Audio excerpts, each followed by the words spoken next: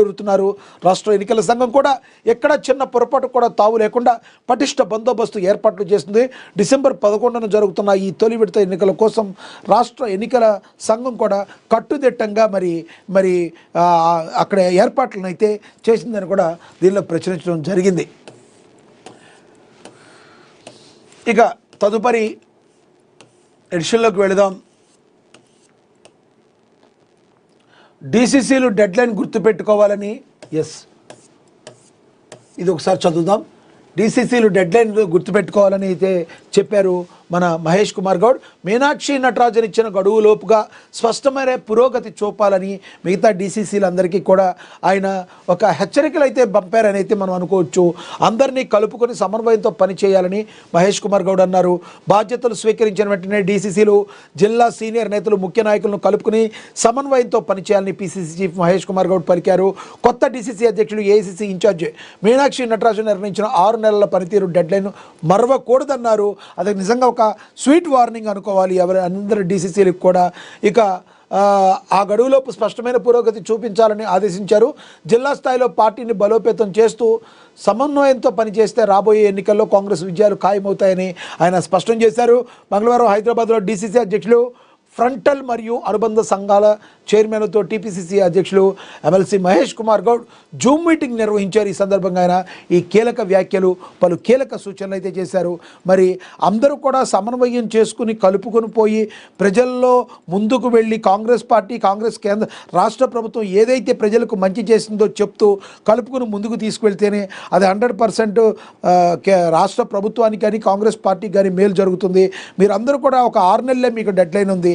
6 నెలలు డెడ్లైన్ లోపు మీరు మీ యొక్క పనుల యొక్క పురోగతిని మీరు పార్టీకి చూపించాల్సి ఉంటుంది.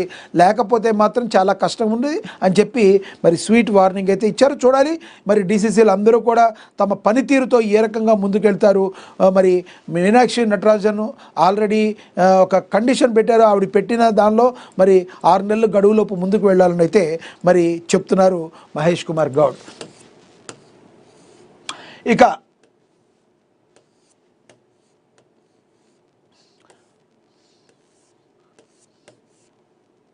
గ్లోబల్ హాకీ హబ్గా హైదరాబాద్ను ప్రచురించారు. ఆర్ఎస్ఎస్ గుప్పెట్లో ఎన్నికల వ్యవస్థ ఉందని మరి రాహుల్ గాంధీ అన్నారు. సోనియా గాంధీకి ఢిల్లీ కోర్టు నోటీసులు ఇచ్చింది. Congress parliamentary party chairperson Sonia గాంధీకి ఢిల్లీలోని రౌస్ అవెన్యూ కోర్టు మంగళవారం నోటీసులు జారీ చేసింది. భారత పౌరసత్వం పొందడానికి 3 ఏళ్ల ముందే అంటే 1980లోనే ఆమె పేరు ఓటర్ల జాబితాలో చేరిందన్న ఆరోపణలపై దాఖలైన క్రిమినల్ రివిజన్ పిటిషన్ను న్యాయస్థానం విచారణకు స్వీకరించింది. ఈ వ్యవహారంపై సోనియా గాంధీతో పాటు ఢిల్లీ పోలీసులు కూడా నోటీసులు పంపింది. వికాస్ త్రిపాఠి అనే వ్యక్తి ఈ పిటిషన్ దాఖలు చేశారు. 1983 ఏప్రిల్లో సోనియా గాంధీకి భారత పౌరసత్వం లభించగా అంతకుముందే 1980లో న్యూఢిల్లీ నియోజకవర్గ ఓటర్ల జాబితాలో ఆమె పేరును చేర్చారని పిటిషన్లో ఆరోపించారు. ఇక పల్లెల్లో ప్రజా తీర్పు ఇది కూడా ప్రచురించారు. రేపు తొలి విడత పంచాయతీ కేటీఆర్ మళ్ళీ అమెరికా వెళ్ళడం ఖాయమని మరి మైనంపల్లి సంచలనమైన వ్యాఖ్యలు చేశారు. మరి కేటీఆర్ మళ్ళీ సోషల్ మీడియా ద్వారా ప్రజలను తప్పుదోవ పట్టిస్తున్న మాజీ మంత్రి కేటీఆర్ మళ్ళీ అమెరికాకు వెళ్లడం ఖాయమని మల్కాజ్గిరి మాజీ ఎమ్మెల్యే మైనంపల్లి హనుమంతరావు సంచలనమైన వ్యాఖ్యలు చేశారు. ఎన్నికల ముందు ప్రజలకు ఇచ్చిన ప్రతి హామీని అమలు చేసేందుకు కాంగ్రెస్ ప్రభుత్వం చిత్తశుద్ధితో పనిచేస్తుందన్నారు. కొంపల్లో ఆయన నివాసంలో విలేకరుల సమావేశంలో ఆయన మాట్లాడారు. రాష్ట్రంలో కాంగ్రెస్ ప్రభుత్వం వచ్చి 2 ఏళ్లు అవుతుందన్నారు. ప్రజలకు ఇచ్చిన హామీలను చాలా వరకు అమలు చేశామని 5 ఏళ్లలోపు మిగిలిన అన్ని హామీలు అమలు చేస్తామన్నారు. కంటోన్మెంట్ జూబ్లీహిల్స్ ఉప ఎన్నికల్లో ప్రజలు విలక్షణమైన తీర్పునిచ్చారని, బీఆర్ఎస్ అధికారం కోల్పోయినా ఇంకా అధికారంలోనే ఉన్నట్టుగా ఆ పార్టీ నేతలు వ్యవహరిస్తున్నారని ఆయన విమర్శించారు. జేహెచ్ఎంసీలోనూ కాంగ్రెస్ జెండా ఎగరడం ఖాయమని చెప్పారు. కేటీఆర్ మళ్ళీ అమెరికా వెళ్ళడం ఖాయమన్నారు హనుమంతరావు గారు. మరి ఓవరాల్గా గతంలో మనకు తెలుసు ఆయన అమెరికాలో ఆయన చదువుకుని వచ్చారు.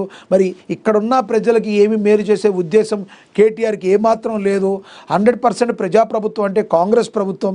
కాంగ్రెస్ ప్రభుత్వం ప్రజలకి పనిచేయడానికి ముందుంటుంది అని చెప్పి మరొకసారి ఆయన పునరుద్ఘాటించడం జరిగింది.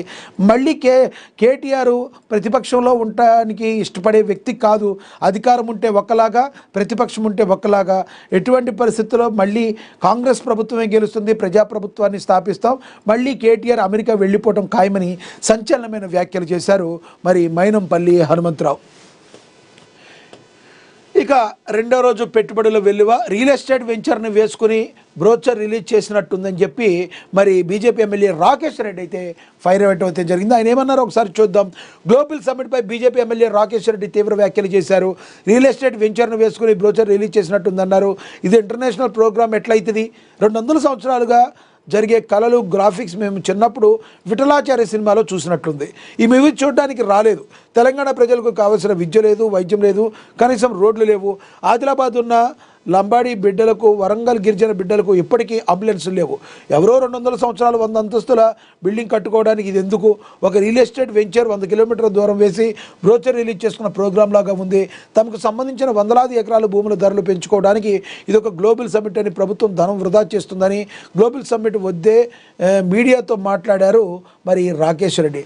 రాకేష్ రెడ్డి గారు, మీరు ఎవరన్నా చేస్తారు, ఎవరన్నా చేసేవాళ్ళు ఉంటే చేయనివ్వరు అనే విధంగా మీరు మరి మీ విమర్శలను అయితే గుప్పిస్తున్నారు. ఎస్, కరెక్టే. నిజంగానే ఇప్పుడు వరకు 200 సంవత్సరాల నుంచి జరిగే కళలు ఇలాగే ఉండిపోయింది అని మీరైతే చెప్తున్నారు. మీ ప్రభుత్వం చేయొచ్చు కదా. ఇప్పటికీ మీరు ఒకటైతే ఆలోచించట్లేదు. ఇన్ని సంవత్సరాలు అయింది మరి భారతీయ జనతా పార్టీ పెట్టి, పోనీ రాష్ట్ర ప్రభుత్వం వచ్చి ఇన్ని సంవత్సరాలు అయింది, మరి దశాబ్దం దాటిపోయింది, మరి 15 సంవత్సరాలు నిండడానికి మరి పరుగులు పెడుతుంది. ఇప్పటి వరకు బీజేపీ పార్టీని ప్రజలు ఎందుకు నమ్మలేదంటారు? మీరు ఇలాంటి విమర్శలు చేస్తేనే. ఒక పక్క తెలంగాణ ప్రజానీకం మొత్తం ఎన్నో ఆశలు పెట్టుకుని గ్లోబల్ సమ్మిట్ జరగడం ద్వారా విదేశీ పెట్టుబడులు ఆకర్షించడం ద్వారా తద్వారా రాష్ట్రానికి మేలు చేకూరుతుందని రాజకీయ పార్టీలకు అతీతంగా అందరూ కూడా మరి శభాష్ అని మాట్లాడుతున్న వేళ మీరు విమర్శలు చేస్తున్నారంటే విమర్శలు చేయడంలో ఒక అర్థం ఉండాలి. కానీ ఇప్పటి వరకు కూడా మీరు బీజేపీ పార్టీ ఇప్పటి వరకు తెలంగాణ పార్టీలో ఎందుకు మీదైన శైలిలో మీరు ముందుకు రాలేకపోయారు?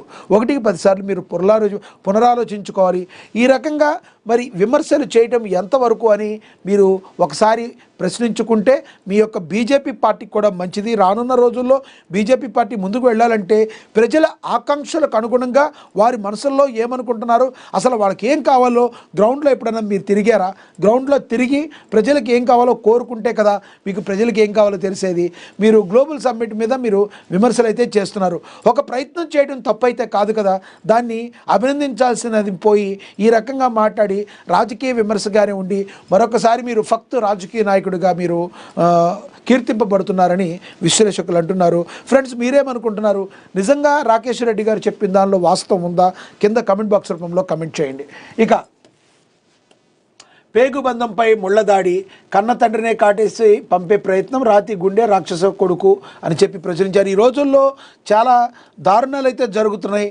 అసలు సంబంధ బాంధవ్యాలు అనేవి తగ్గిపోతూ వస్తున్న పరిస్థితి. ఇక Telangana rising 2047 vision document 3 trillion ఉద్దే లక్ష్యం 3 అంచెల తంత్రం అని కూడా ఇక ప్రచురించారు. వామ్మో చలి. ఉమ్మడి ఆదిలాబాద్ జిల్లాలో గజగజ జనజీవనంపై ప్రభావం, వేకుజామునే మంచు దుప్పటి. మనందరికీ తెలుసు, మనకి ఆదిలాబాద్లో మరి ఉంటే చలి విపరీతమైన ఎక్కువ ఉంటుంది, లేదంటే ఎండలుంటే విపరీతంగా ఎక్కువ ఉంటాయి. ఏదైనా కూడా